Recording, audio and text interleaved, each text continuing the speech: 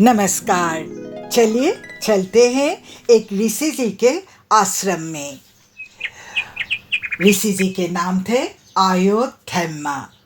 महर्षि अयोधर्मा एक एकांत जगह पर आश्रम बनाकर रहते थे। बहुत सारे विद्यार्थी उनसे शिक्षा ग्रहण करने के लिए उनके साथ रहते थे। प्राचीन काल में भारतवर्ष में सभी विद्यार्थी अपने गुरु के साथ, जो ऋषि हुआ करते थे, उनके साथ रहकर शिक्षा ग्रहण करते थे। यह नियम था। एक दिन बहुत बारिश हुई। मेघ जैसे तांडव करने लगे थे। बारिश का प्रकोप देखकर लगता था प्रलय लीला शुरू होगी। पाठ पढ़ाते वक्त गुरुजी अचानक चिंतित हो उठे। खेत का कहीं नुकसान तो नहीं होगा? जो बांध बनाया था कुछ दिन पहले, उसका तो अब मरम्मत करने की जरूरत है।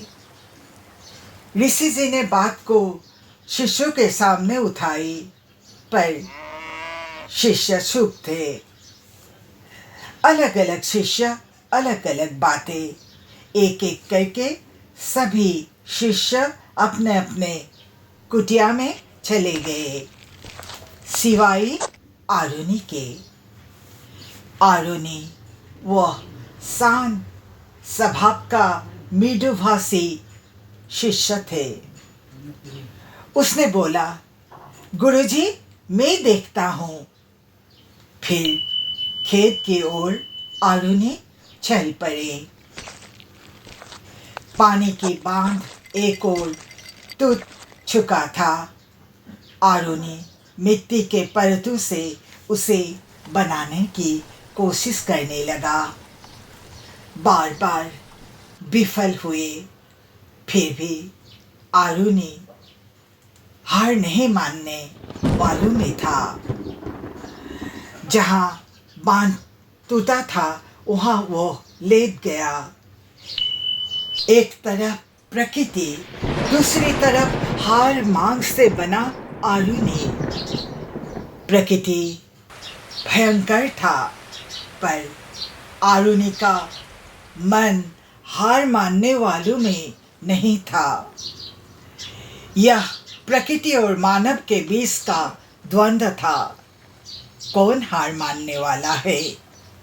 फिर आरुणि लेटा हुआ वहाँ मिट्टी के बांध के ऊपर कोशिश करने लगा कि पानी रुके।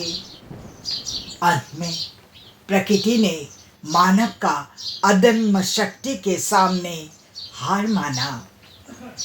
दूसरे दिन सुबह जब कक्षा शुरू होने वाली थी, सब शिष्य वहाँ मौजूद थे, सिवाय आरुणि के। साथी शिष्यों ने आरुणि के बारे में तरह तरह के बातें कहने लगे, पर ऋषि जी ने कुछ नहीं कहा। वे खेत में जा पहुंचे। आरुणि, आरुणि, तुम कहाँ हो?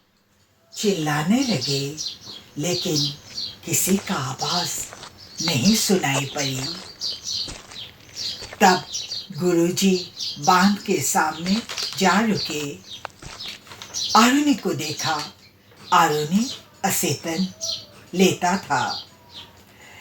उसे आश्रम में गुरुजी ने अपने शिष्यों के सहायता से ले आए, नहलाया, फिर गरम कपड़ा पहनाया, जड़ी बूटियों के पेय पिलाए और आरुणि धीरे धीरे स्वस्थ हो गया।